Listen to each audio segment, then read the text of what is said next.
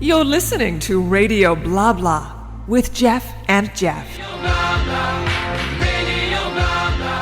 Well, here it is, episode 7 of Radio Blah Blah. This is Jeff Scott in St. John, New Brunswick, Canada. And joining me from across the Bay of Fundy is... Jeff Gray in Stewiacke, Nova Scotia. It's been a while since we've done a show, Jeff. I don't think we've done one since the winter. It's been a very, very upended kind of year for me.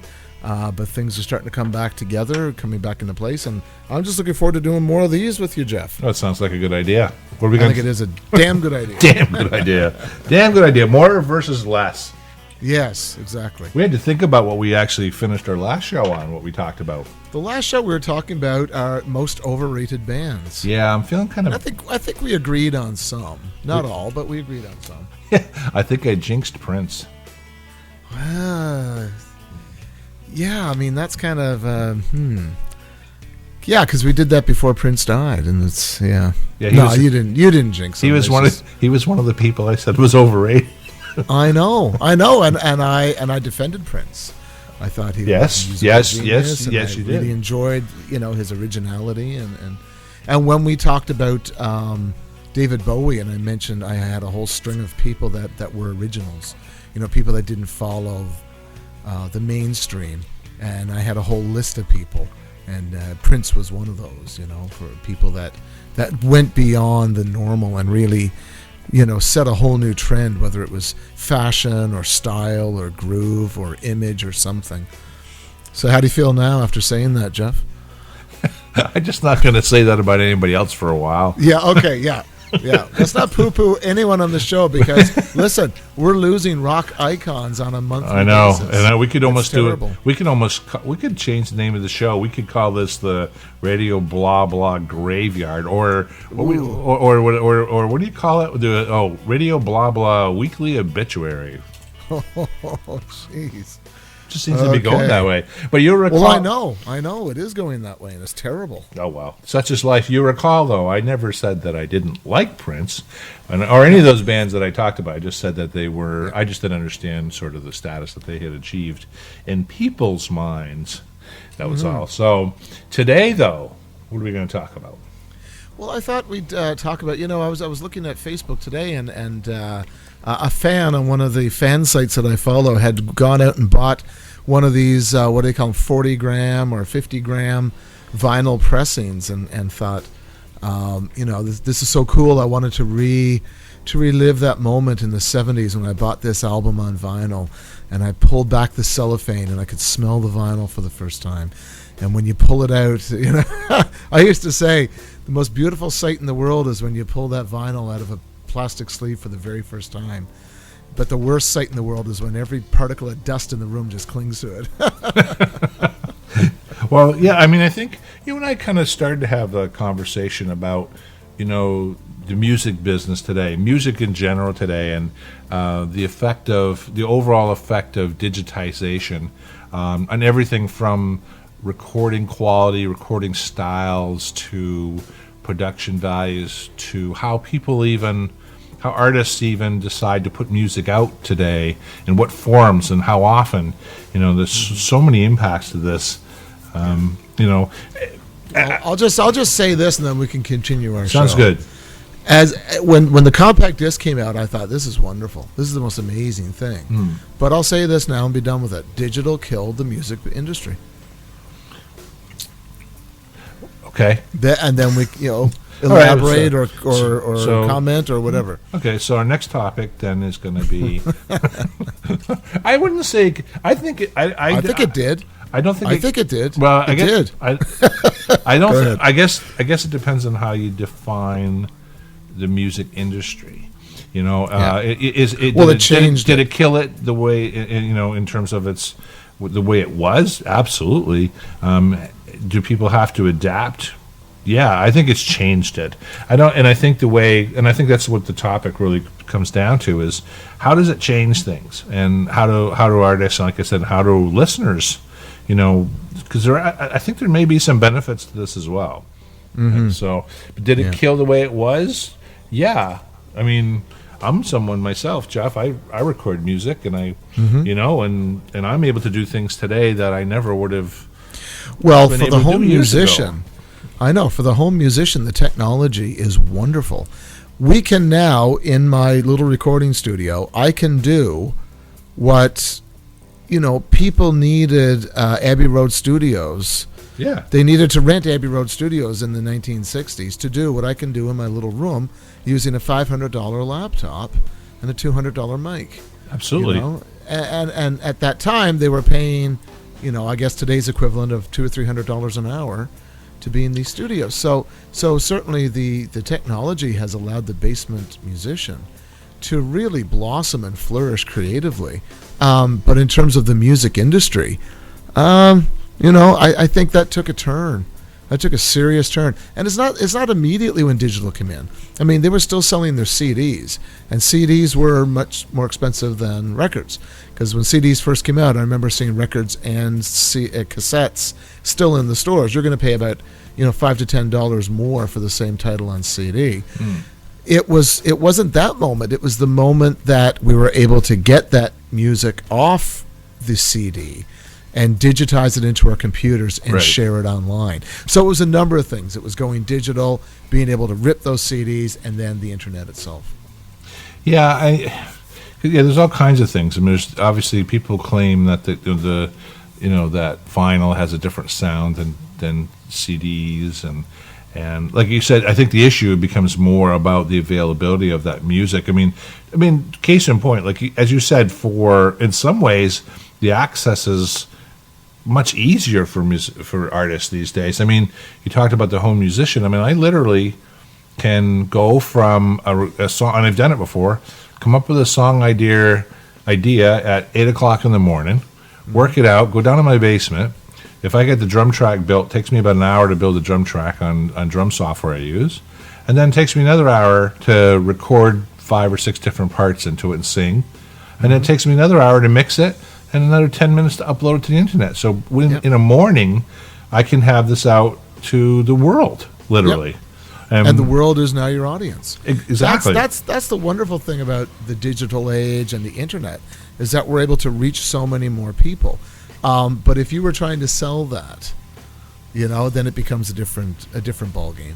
Well, I mean, yeah, and I think what this is going to come down to, Jeff, at the end of the day is how are people adapting to this? How are consumers adapting to it? But how I'll tell you how the big stars are adapting. Well, that's what I want to know. Sorry to cut you off. No, that's where I was going though. Go ahead. Yeah. 'Cause that's what I want to talk about. Is okay. So let's go back in time a little bit. I mean, you remember the big thing in the late '90s was Napster, and and all that was sharing software. People had ripped stuff onto their computers, and then they created these sites where people could download them from each other, is all it really was, right? Yep. So what do you think? So when you think about the artists, what are you thinking about in terms of how they're adapting to it? Well, I'll just give you an example. Yeah. How much did you pay for a single studio album in 1979? Oh, God, I don't even remember. I have no idea. $7.99, $8.99. That's what I was going to say, but Okay. I really Big couldn't. band comes to town. How much did you pay for a concert It ticket? was about the same thing. About the same price. Yeah. Okay, now, big band comes to town. How much you paying for a ticket? Now? Yeah. Oh, you mean now? Yeah. You're a big band. You're probably playing $150, $200. Exactly. Right? Would you pay that much for their album? Hell no. No. So the way that they're adapting is they've completely skyrocketed the price of ticket sales, because they're no longer selling the albums, they're selling the experience. Right. They're selling the T-shirt, right? Right. So because they're not making money selling albums anymore, so they'll make an album, sure, and they're hoping that there'll be some iTunes downloads, and they may not sell the whole album, they might sell some songs, and they'll put their video out on YouTube for the whole world to see for free. What they're hoping is that they'll go to an arena and sell 25,000 seats at $150 a pop and sell a couple of T-shirts. That's how they've adapted. Well, yeah, and I think we talked about this one time before. If everything's reversed, right? I mean, like you said, you used to go on tour to support your new record. Now it's, like you said, it's completely the other way around. You record a CD, you record new music so that you can support a tour. Now, it doesn't end there. It's a tour. It's talk shows. Mm-hmm. It's videos. It's cross promotion with McDonald's and diaper sales. It's you know what I mean. It's literally, you can tell everything is cross promotionalized between, someone comes, you can tell when someone's got music coming out before it even comes out, because all of a sudden Jennifer Lopez starts showing up on morning shows, and then she's the new host of this show, and then this happens and that happens, and the next thing, sure enough, and by the way, it says at the end of the clip, you can get Jennifer's new album, blah blah blah, at so and so for blah blah blah. And if someone makes a guest appearance on American Idol, exactly, or The Voice, or any of those shows, or as a coach, we'll have a special exclusive performance by so and so. It's like they've got an album. Of course, or they're going to be the guest coach, and they're the guest coach. Oh, and by the way, you can get so and so's new single which is trending on iTunes, by the way. Yeah. Right. So it's like, oh my God, but I'm just wondering. I mean, okay, so you make an album, Led Zeppelin 4. And you're hoping to sell that album as a package, right? And you put it out into the stores, and of course you've got to press that on vinyl, you've got to print it, you've got to distribute it. And I'm just wondering if these artists offering, say, a single song for even 99 cents or $1.29, whatever it costs, I'm just wondering if they're able to make as much money, if not more, selling that one single worldwide as a digital download than, say, someone sold an entire album back in the 70s, having to print it and ship it. Well, I'm just wondering if the payoff is it might be easier to make more money on that one song. I have a suspicion it has to do with how successful you are anyway. So in other words, if it's Justin Bieber, it's probably makes no difference. I mean, you think about it, the whole concept of an album is almost a dinosaur. I mean, really. I mean, who's putting? Like, people say, "Oh, I did a CD. I didn't. They have a new album coming out." I think, why? Yeah, just make a song, and when you've got that song made, make a video. Why? So we know what you look like. We know you're still there. Well, let me ask you a question. You loved Pink Floyd, and you loved Kiss. If Kiss, look what Kiss is doing right now. Kiss has got this exclusive one night only show, right? Of the Las Vegas show, only one night. Okay, here in Halifax, it played in Dartmouth Crossing, one night only. Yeah. Except in the paper next day, it was also played in Halifax the next day, and now it's going to be on a pay-per-view, and then it's going to, of course, it's going to be on DVD. Okay, so why would you, back in the day, if you had access the way we do today, and Kiss put out, I don't know, let's say Destroyer, let's say they put out for a month, they put out Detroit Rock City. And then they put out King of the Nighttime World the next month. And then they put out God of Thunder the next month. Yeah. Do you think we would have bought it? Probably not. I would have bought it. No. Of course you would. Of course you would. Well, I don't know. I mean, I like the package. I like getting the package. You still would have bought it. Well, I don't know. Are you talking about singles or digital downloads? I'm talking. You talking like individual 45 singles? I'm talking about the way it is today. If you if you bought into Kiss already, if the digital download was available in the 70s and we were following our favorite artists, probably we would have downloaded each song as it was made available. Yeah, because then we were following those artists and we were buying. Yeah, they were hot and we were buying what was hot. You'd want the next thing, and if they did that in perpetuity. For the rest of our life, they gave us a song every, 3 months. See, there's an interesting concept. Instead of doing albums, these artists will say, "I'm going to give you a new song every 3 months." Yeah. There's no such thing as an album anymore. Yeah. Every 3 months, you're going to get a new song by this artist. Well, that would be a cool idea. Well, the reality is that's kind of the way it is now. Like people, very few people. I mean, my impression is very few people today go out and wait. Oh, I got to wait for you two to come out with a new album. Then I'm going to buy the album. Yeah. No, they go and they buy, like you said, they go on. Well, hold on now. What does buy mean? Well, exactly. So if they buy it. So if they buy it, but that's what I'm saying. Like, it's not really about that anymore. It's about the whole marketing package that makes the money. It's the whole brand that makes the money, which is much bigger today than it used to be, which used to be just about the music. Now the music alone doesn't cut it. The music is only a vehicle to sell other things. Yes, that's right. I mean, it's not. I'm not even being and cynical. And when we used to buy the albums in the 70s, if the bonus was when you got all the candy inside, right? So you'd get a poster and you'd get a tour book and you'd get an order form to order some merchandise. I mean, even that itself was exciting when you got the order form. Right? But you know what? The reason was we enjoyed all that stuff. But the problem with it today is that no one cares about that stuff because when we followed those bands in the 70s, we didn't have the internet. Right. So we wanted every little bit of whatever we could get our hands on. And if they made an appearance on TV, you're damn sure you were there to see it because you couldn't record it and you couldn't download it later. Today, I don't think anyone cares if the CD has a nice booklet inside it because there's a ton of stuff on the internet. Exactly. All the pictures are there. Exactly. Right? That's why it meant something to us there. It was another right. it was access to the band that we didn't have. And Yes, it gave exactly. right? And now we have access to the band.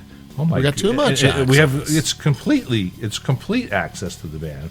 I mean, don't you wish that we I mean, you can download their nude photos from the cloud.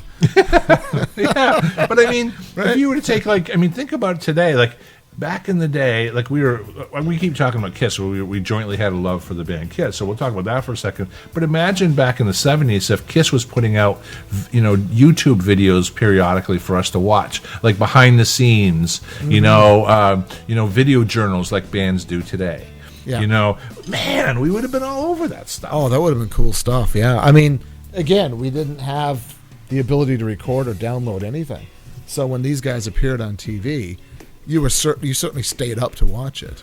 Yeah. I remember Cheap Trick was going to appear on one of the some award show. I can't remember what it was. They did "Ain't That a Shame," and I've seen it on YouTube many times. And my God, you better believe I stayed up long enough to see that. Right? Just didn't have any other access. Right. And damned if these bands were going to come through Central Newfoundland to play. No. I mean, they get bands now, but growing up in the 70s, we didn't get anyone. We couldn't even get the tragic. We got April Wine once. Yeah. Rush once. We couldn't even get Tragically Hip to come down here when they were going to do a tour.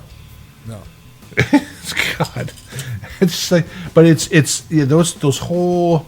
That whole thing is flipped inside out now, and some of it, I actually think some of it's good. The people ask me now, like I said, I keep saying, I write music and I record music, and I've got 40 songs or something like that I've recorded. Some people say, you can never do an album. I keep saying, well, probably not. Yeah, why? What am I going to, why do I? I've got about 2 albums worth of stuff over the last 20 years since I've started recording digital, and it's all there, and I thought about doing a CD at some point in time, but I'm much more excited now about making videos for these. Just a select few and then putting them out for, it's great because I've got cousins who've never heard me play. They'll can hear me play and see me play. High school friends I haven't seen in 30 years. They're all over the world. Now they could see, some of the stuff I've been working on. We're talking about, the equipment that's available to people today. And, the same thing goes for filmmakers. Last year or the year before, I made a feature-length film. That wouldn't have been available to me even 5 years, 10 years back. It just wasn't there. But the quality of the cameras now, these digital SLRs that record video, and the software that's available, this is stuff that was only available to industry professionals in the 70s, 80s, 90s, even in the early 2000s. Any person now with a couple $1,000s worth of equipment can make a movie and make a good movie, So that's something I'm focusing on, is making more music videos. That's cool. And, the other side to that is what's really different now is distribution. Is that there's no way, even if you manage somehow to scrounge up the money to go into a recording studio and pay for the hours to record, how the hell would you distribute it? Even today, that's why I say people are coming up with CDs and they say, I got a CD. It's okay, well, what are you going to do with it? Where are you going to put it? You see, you know where they end up in. They end up in gift shops. Yeah, exactly. They end up in Newfoundland gift shops or Newfoundland artist section. Yes, because people want to bring home something. We stopped in Newfoundland. But you can't make money that way. Cruise ships come into St. John, right? We got to have something to bring back. I bought this local CD, right? You never make money that way, right? No. So the distribution is the big thing now. It's opened up. You talk. So, but at the same time, we're talking about digitization, but. I also see there seems to be it's been gradual, but seems to be more and more interest in vinyl now. There's a lot of interest in vinyl, Yeah. and it's because it's retro. So the kids that don't remember vinyl, they only grew up with digital, okay? They know what a CD is, but for the most part, it's MP3s. So all of a sudden now there's this black disc. And to them, that music is as magical to them as when we first got the compact disc. I remember looking at my first compact disc, and all I saw was this blank film of plastic, right? And I was like, I don't see any grooves. I don't know. What am I looking at here, right? Right. And you put it into this magic box, and it magically plays music, right? So for these kids today that only knew digital and MP3s, it's something new and very, very novel, these black discs. And you actually see the needle, right? You've never seen the laser reading a disc, but you can actually see the needle skipping across the record, right? Hope it doesn't. And so that's novel. For our generation, it's nostalgia. Like this guy today on Facebook, he says, I didn't want to do it, but I plunked down the $50 and I bought this album on vinyl. And it was a thrill for him to open it up and smell the vinyl and pull out the disc for the first time. And yeah, I haven't bought into this yet. I haven't, right? But I know people that had their turntables in storage for the last 25, 30 years. When I turned 45, we had a 45 RPM party. So I had to go find this turntable. I had no idea where it was. It was my parents' basement somewhere. It took me 2 hours to find it. We found it, and I told everybody, the price of admission is you had to bring a 45 record. People were saying, what? Where the frig are we going to get that? Yeah, exactly. But you know what? It was a novelty. So we hooked the thing up to the stereo, and we were playing 45 records all night. It was cool. Yeah. Well, these days, I think the resurgent, too, is got to do with, you get these DJs now and people spinning, right? And I don't get that. Well, no, but they're using vinyl. Is my point. Yeah. They're using vinyl as and this has been a while now. So that's kept it alive, though, Jeff. That's kept the need to have turntables the around. Awareness of the vinyl. I just don't quite understand what these DJs are doing with the vinyl, other than chicka chicka chicka chicka. They scrape it back and forth, right? I think it's called like a scratch or something. Yeah, well, yeah. Don't far be it for me. You see them in lots of different types of bands these days. Even Slipknot. But that's a different. Right? That's a different culture. That's the 20-somethings culture.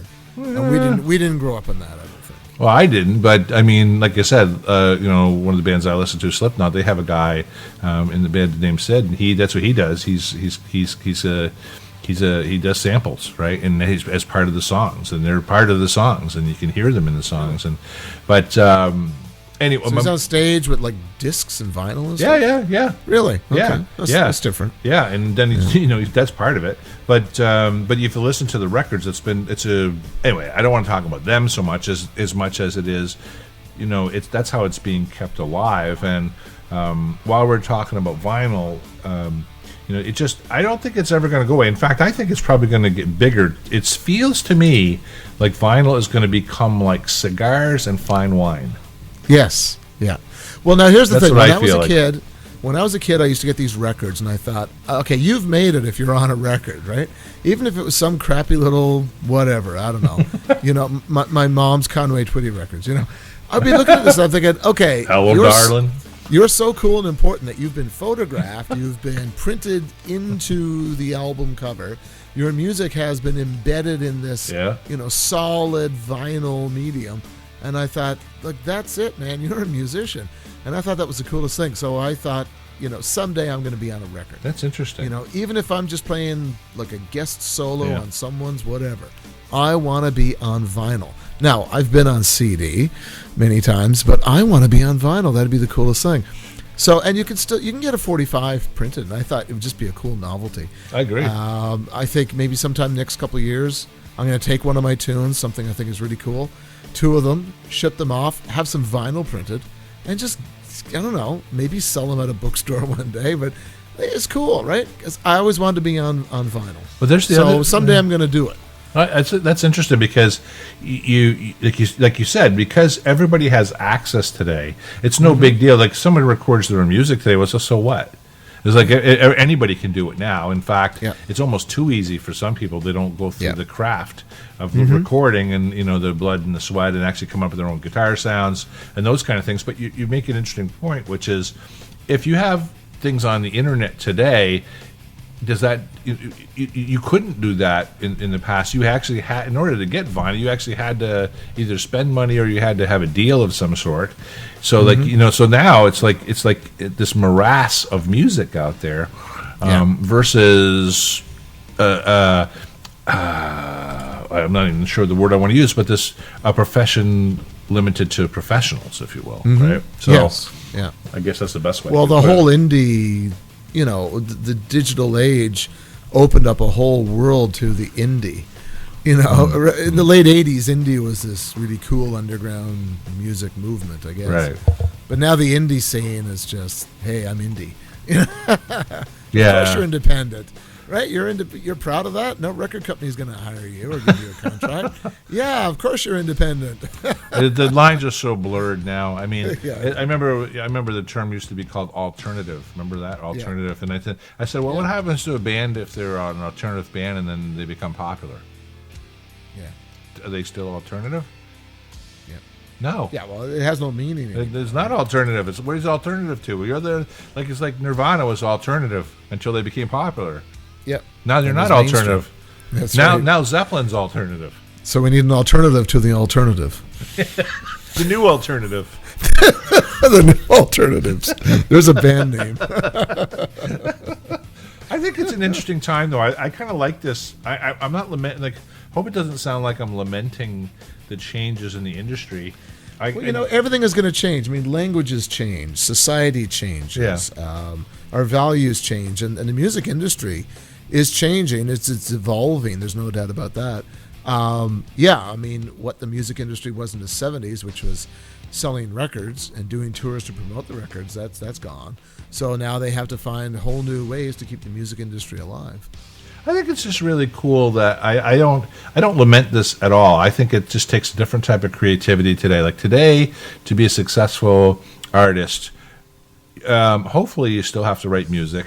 You can And a good publicity stunt goes a long way. doesn't hurt if you Right, so if you're a country star and you marry another country star and then you get into a big spat and the whole thing goes public, that's gold. Yeah, literally everything is, any publicity is good publicity. You just ask Miley Cyrus; she proved that a few times. But if you, but I guess where I'm going with that is today, it's kind of interesting to see, an artist today, and I think up and coming artists need to really pay attention to this. You're not going to become famous today by going around Nova Scotia, New Brunswick, and playing pubs. And doing cover songs and doing the odd original song. You're not going to, if you don't have a really heavy web presence, internet, a website, a Facebook, a YouTube, a Twitter, iTunes, actually aggressively marketing yourself. If you do things the old way, you hope to go into a studio and record a CD, and then going to market it, and hopefully get a record deal. You're probably going to be waiting a long, long time. Yeah, and so many things these days are manufactured. Oh my gosh! It's like a producer will say, we need a new boy band. 'Cause Right. we haven't had a boy band in 3 or 4 years. Right. So you get people like Simon Cowell or whoever these guys are, and they'll say, okay, I'm looking at, this guy from The Voice, I'm looking at this guy from American Idol, and we got this guy from Britain's Got Talent, and whatever. I got these 5 guys that are from all over the world. Okay, we got a Canadian, we got an American, we've got a Brit, we've got an Aussie, and we've got a... Oh, wait a second. I need a redhead. Right? Yeah, it's starting to sound like a joke, isn't it? Yeah. And say, okay, we're going to bring these guys together, and they've got the look. All those boy bands were so contrived and put together.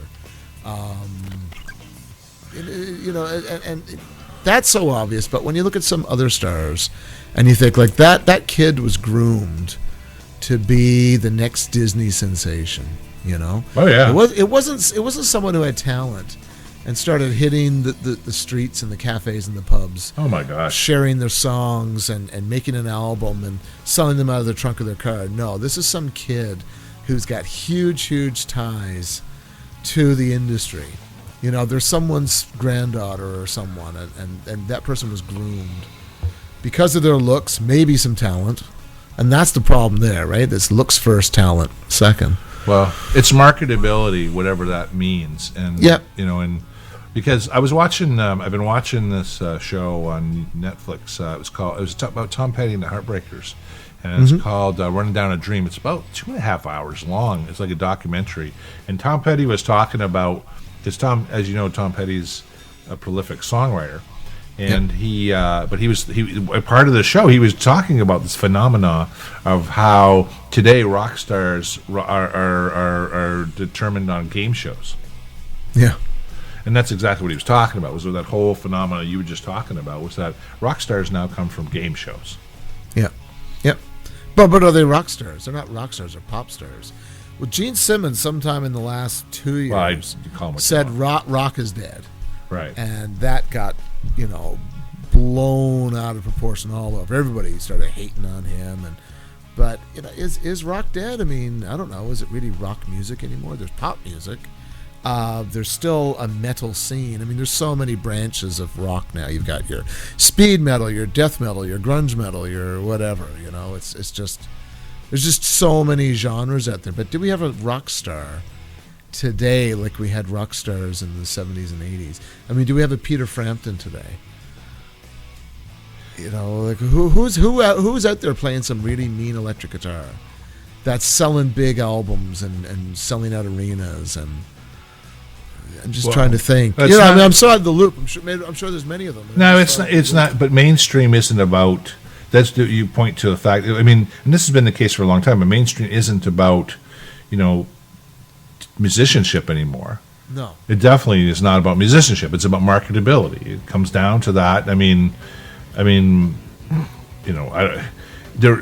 can't think of anybody who is famous today because they were a guitar virtuoso or it doesn't exist.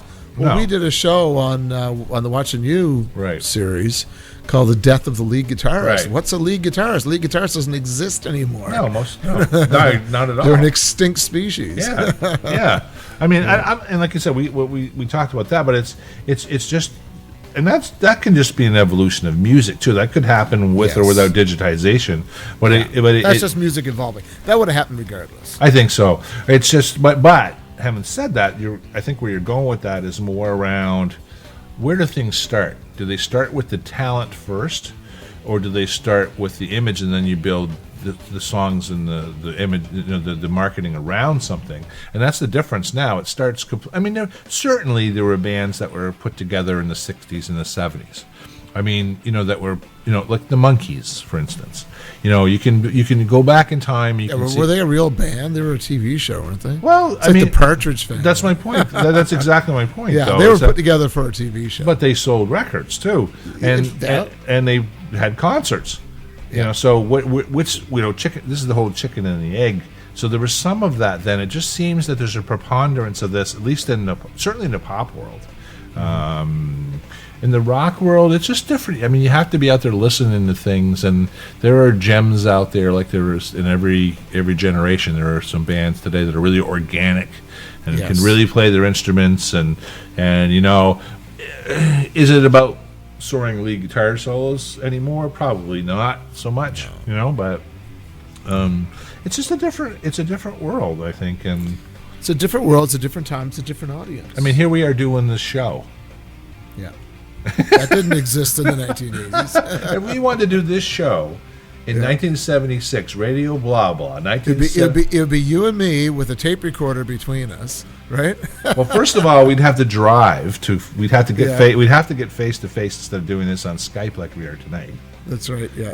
And we'd have a cassette recorder between us. Yes. With the little tabletop mic. And then and then we'd have to make duplicate cassettes of our show, and then go to high school, and pass them out to everyone and say, "Hey, would you listen to our radio show?" Yeah, or go to the radio and say, "Hey, here's a show." Get someone to buy it, and then we'd have to convince someone that today we can do anything we want. We come up with anything you want on the internet. Yeah, people have.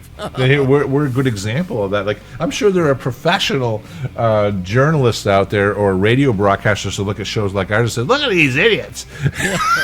Back in my day, you couldn't get on the radio and talk. That was bullshit those guys are talking about. What the hell does Jeff and Jeff know about any of this shit? Right? Yeah. That's what. I just realized that as we're That's talking a good. about I like your old man voice. That's not my old man. That's me. My old man voices. Jeff and Jeff, they really suck. I don't know what's wrong with those boys. They're always talking about this Sounds and like that. there's a little bit Irish in there. That too, could Jeff. be. That could be. It's probably Scottish, and I'm sure I'm in a Canadian band. Yeah, so Jeff's practicing his old man voice. Are you practicing for anything in particular, Jeff?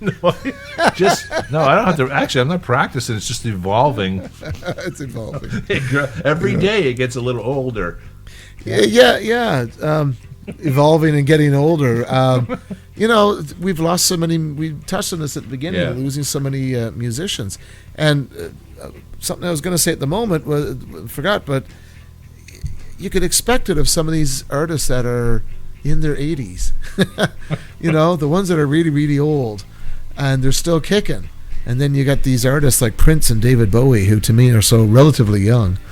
And they're the ones that are dying, and I think their time is just too soon. I don't disagree, but they're not young compared to.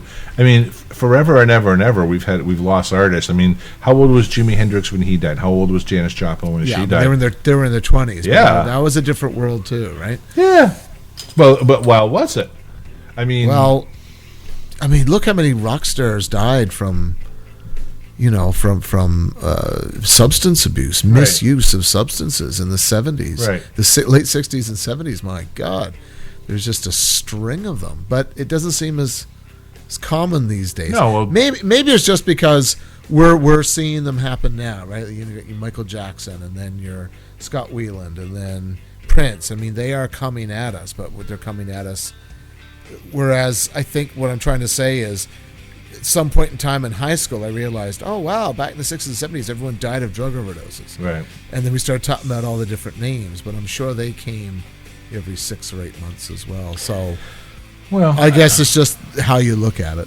It doesn't seem the old If that rock, makes any sense. the sex, drugs, and rock and roll lifestyle doesn't seem to be as prolific as it once was. And But in the 80s and 90s, we weren't seeing a whole lot of that, I don't think. I mean, we've had a lot in the last little while, drug-related, but I don't think we were seeing a lot of that in the 80s and 90s. My theory for that was that the rock stars of the 80s and 90s basically looked at the mistakes that their predecessors made and thought, well, okay, yeah, I'm getting too rich too fast, but I got to be careful because I don't want to end up like Morrison or Hendrix. I think they still exist out there. I just think that, I still hear stories of, like the Tom Petty show.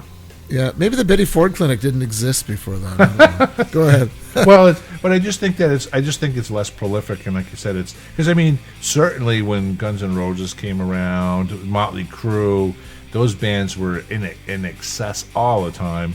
Yes. There were enough of them out there. I just think that was just not quite as, I don't know, maybe just we knew that people knew more about what was happening and what the risks were, I guess. And yes, you hear stories about these rock stars who came close to death always, whoever it was. And I don't know, I think today to be in some of these shows, it would be extraordinarily rare, I think, to see someone drunk on stage these days. Yeah, because, well, shit, you're paying $150 for the show. It's different if you bought the album and you're enjoying the album. It's like, oh, when I paid $7 to see the shows, that's okay if Ozzy Osbourne is plastered and can't perform. Well, hey, I'm paying $150 to see the hottest band in the world. I want a performance. Right. Yeah, exactly. So there better not be any drunkards up there. Well, the requirement, I think since the 70s, the required level of professionalism in shows has been escalated. Yeah. Across the board, right? And the competition is huge. The eyes of the world are on you because Absolutely. when you do that performance, and Yep. you fuck it up, excuse my language on Yep. the show, Yep. but guaranteed someone got that on their phone. Oh my gosh. And you're going to be on YouTube tonight. Right? We saw Dave Grohl when he fell off the stage. Yeah. Right? We saw Axl Rose in his wheelchair. Yep. Right? We've Yep. seen whomever. We saw David Lee Roth get schmucked in the face with a microphone stand. We've seen all these things, right? So every time these people go out on stage, they got to realize, hey, whatever we screw up tonight is going to end up on YouTube. So Yeah. we can't just go out there and Nope. be plastered and Nope. act like jackasses like Aerosmith was able to get away with in 1975. Oh my gosh. Right? Yeah. We can't do that. No. What do you think of Axel in AC/DC? You know what? I think Axel DC is pretty cool.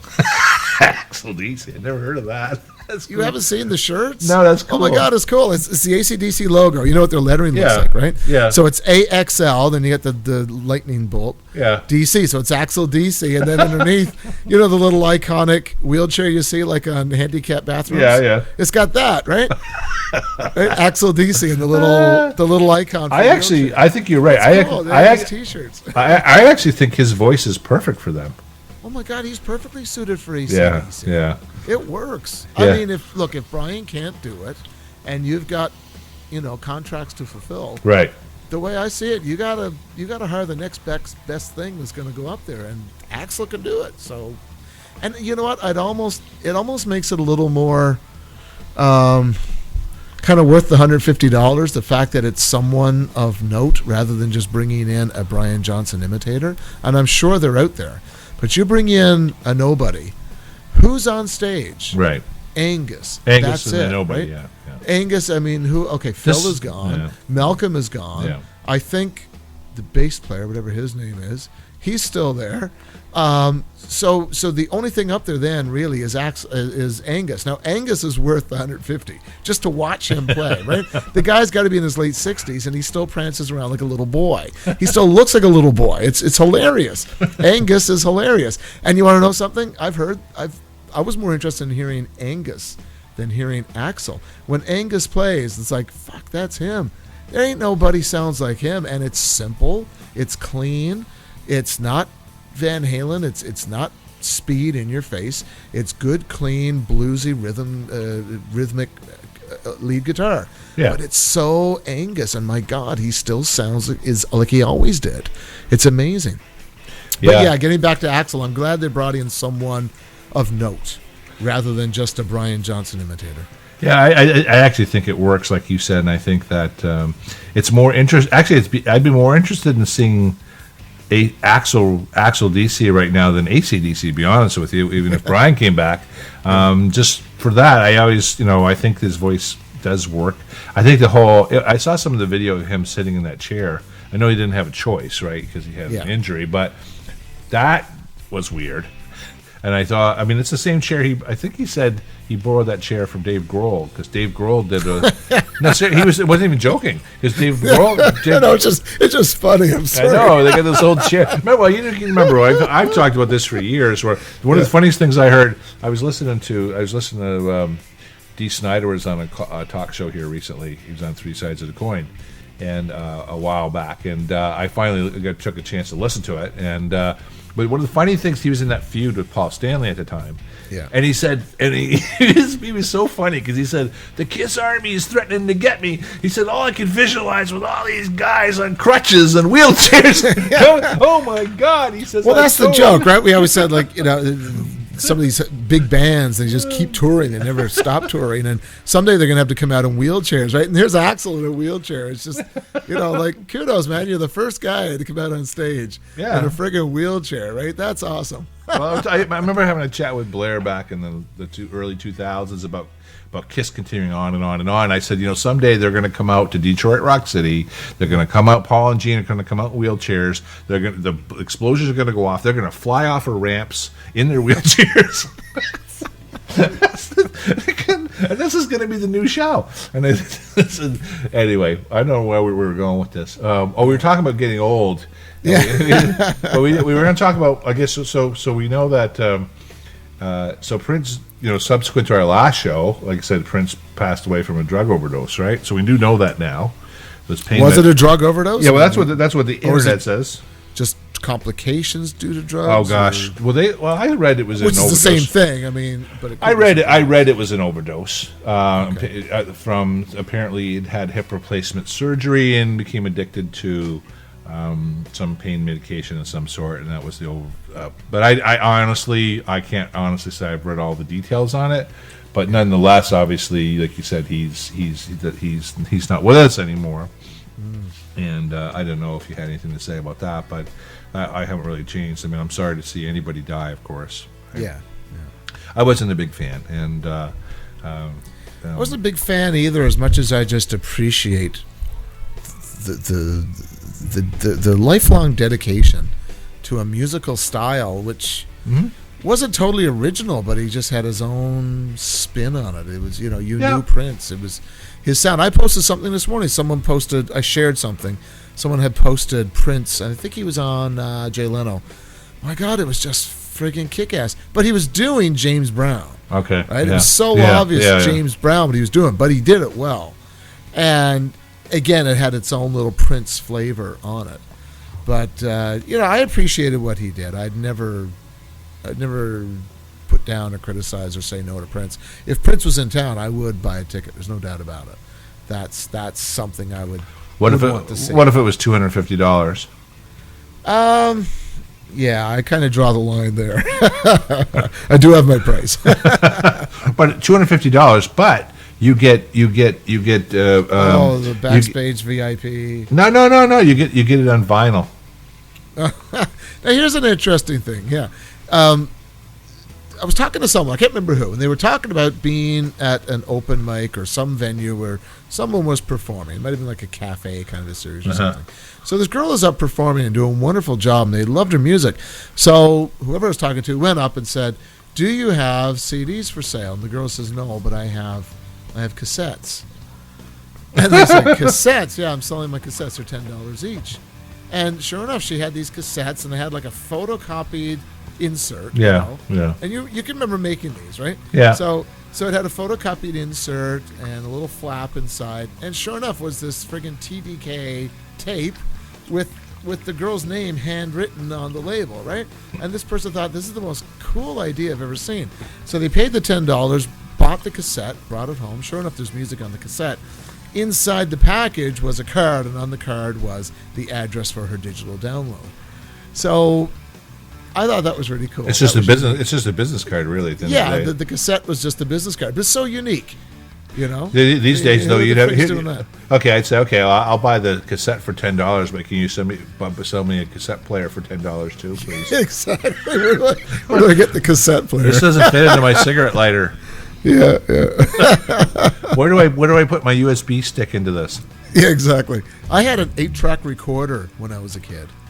You don't see many of those around. No, you didn't know. You do not. No, and I didn't think 8 tracks could record, but this one was an 8-track recorder, and I used to be able to go into Radio Shack, and they had the blank 8-track tapes. Wow. And I remember a friend of mine had a shitload of Frank Zappa records, and I never heard of Zappa. He said, "Oh, you got to start listening to this stuff." All right. So I was listening to it. I was like, holy shit, this is really interesting stuff. Yeah. Mainly because it was kind of funny, right? It made us laugh because he talked about like orgasms and shit. Yeah. But anyway, so I was like over to Radio Shack buying all these blank 8-track tapes so I could go home and record all this Zappa stuff. Yeah. So I had an 8-track recorder. That was a novel. That's different. Yeah. I wish I still had that. Do you know where to buy cassettes today?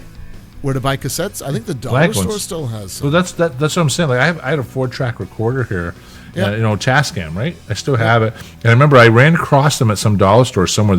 I bought a whole shitload of them because I said, I'm never going to find these again. That's right. You can't. It's like color film. Yeah. Where the hell am I going to find this? We're going to buy color film, right? I still see people selling 35 millimeter films, cameras, on Kijiji. Yeah. Well, there you go. There you go, Jeff. We talked about vinyl. We talked about Prince. We talked about digital. Mm-hmm. So we almost spent an hour doing it. We did. I think we covered it all. Well, we covered some of it. Yeah. If you're still listening, this is Jeff and Jeff, and this is called Radio Blah Blah. It's old Jeff, isn't it? Yeah, I know old Jeff over here, too. And now I sound like an American. You're the American. Yeah. So anyway, join us another time on Radio Blah Blah, where we'll talk about some other completely irrelevant topic about the music industry or rock stars or whatever. So come find us on Facebook. You can, Radio Blah Blah Podcast. You can find us there. And we're on YouTube as well. And Spreaker. This is fun, Jeff. Yeah. It's all right. Fun. We'll have to do it more often. And we're getting together this month for a little hangout. That sounds great. Yep, great stuff. All right then. So this is Jeff Scott signing off. And Jeff Gray signing off. See you next time, folks. Good day. Good day, eh? Good day, eh?